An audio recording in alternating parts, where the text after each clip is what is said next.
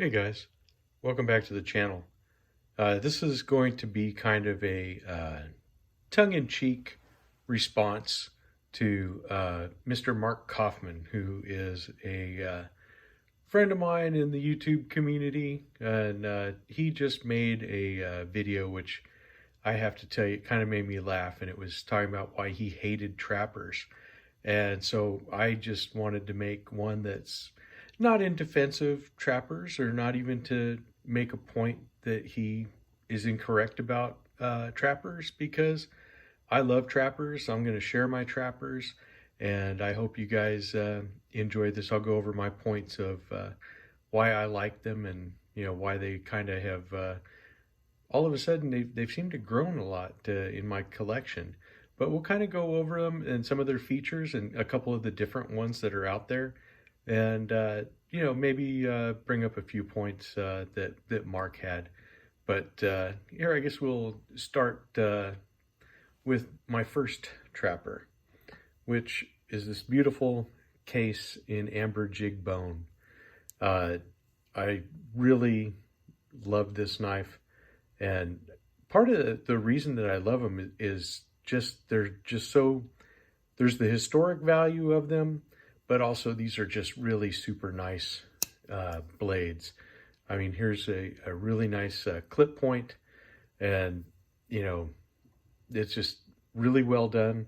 It's a large blade, and there's not a lot of work you can't get done with it. One of the things that he didn't care for as much is the spay blade. And the spay blades are really actually quite handy. As he pointed out, they're good for opening boxes and stuff because you can really get in there, and this part is not sharpened on there, which actually makes it good for when you have to go in somewhere. So if you were actually using this as a skinning blade or something, this is perfect for that kind of work. It's also perfect for opening boxes and stuff.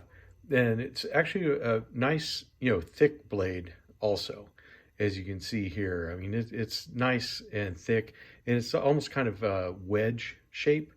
So as you're cutting something, especially fruit or something like that, it's going to give you maybe not a nice as slice as like a full flat grind or something like that. It's not a slicer like that, but this is like a parter, if that makes sense, in that it's going to wedge and it will divide whatever it is that you're trying to cut. And so that makes it, very handy. It's also good in my line of work for, opening up insulation and stuff like that. Because of this unsharpened edge, you can kind of, get that little sharp point in there and cut what you want to cut and not cut what you don't want to cut. So those are very handy. But this is the case trapper. But like I said, I ended up just really kind of going hog wild on this one. I ended up getting this bow trapper, which is a variation on a theme, because I really liked the tobacco bone color that Rough Rider put on here. I really like all the brass pins that are making this like a tobacco leaf. And also the part that's cool is that with a bow style frame like this, you can put a larger, wider blade. So you actually do have variations in the blade styles. So it doesn't have to just be, purely that kind of a, I don't know how to say it, that type of blade where it's just a spay and a clip. You can kind of get some bigger ones. And you talk about like, this would be like a super sharp butter knife. It's so big, and this actually could spread peanut butter really well. But I really love the swedge on here. Such a large spay blade, and this is just a perfect kind of a spay blade. Then another one that I picked up was this one for my channel, RJ's Knives. I had it engraved on here. This is a Texas trapper from Moormaker. Here's the Lone Star, and here is the great state of Texas. And I really remember fondly my time in Texas, and I really very much like this knife. As far as a flagship knife, this couldn't be better. This is in 1095 steel and just sharp as the dickens. It is just a really great knife, and it's never ever failed a task that I've put it to. What a really great knife this is. But again, your blades are the spay and the clip. Now, he was talking about how large they are. Here's a mini trapper, and the mini trapper, this fits great in your pocket. In fact, I got a case trapper sheath because, you know, these larger ones, they are sometimes better in a sheath, but also I just wanted it there because it makes nice decoration. But again, the traditional clip and spay blade, these mini trappers do have the half stop, which I like half stop knives. Again, these are just perfect little companion knives for everyday use. One of the things he was saying was that since he didn't like a spay blade, they do have, like with Old Timer, they make this, what they call a gun stock trapper. It's a single blade, so you just get the one clip point, and this actually locks in place with this liner lock. You know, so that's a good alternative if you prefer a locking knife and you just want the one blade. There you go. You can have it like that. And then the slimline trapper that Case makes.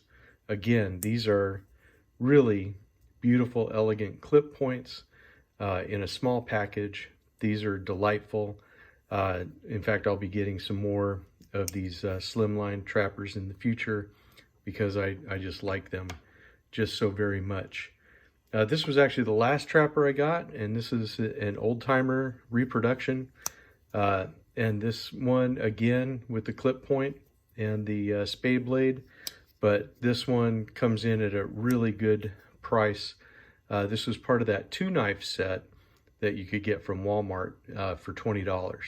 So this is not bad having, you know, 2 knives for $10.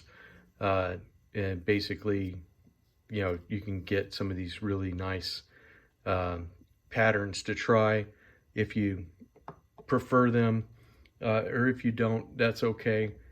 But you know, it's one of those things where you can try an older pattern for not a lot of money. Like everything else in life, you can get, you know, your basic models and you can get your upgraded models depending on what you want for cover materials and all that other stuff.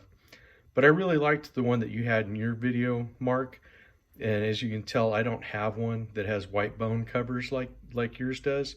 So if you really do dislike them, I don't think you dislike them. I don't think you even hate them, because hate's a really strong word. But if you ever really want to get rid of it, you can send it to me. I'll give it a good home. Anyways, like I said, this is kind of a tongue-in-cheek response. I really enjoyed Mark's video. I would encourage everyone to go over and see Mark Coffman's YouTube channel. He does knife reviews as well. If you haven't discovered him, you might enjoy his content, and I hope you do. And if you go over there and leave a comment on his video, tell him that RJ sent you. So that's all I have for you guys today. I appreciate all of my subscribers, and I thank you for leaving comments. I enjoy talking to you guys in the comment section. And I guess that'll be it for this one. I will see you in the next one. Thanks, guys.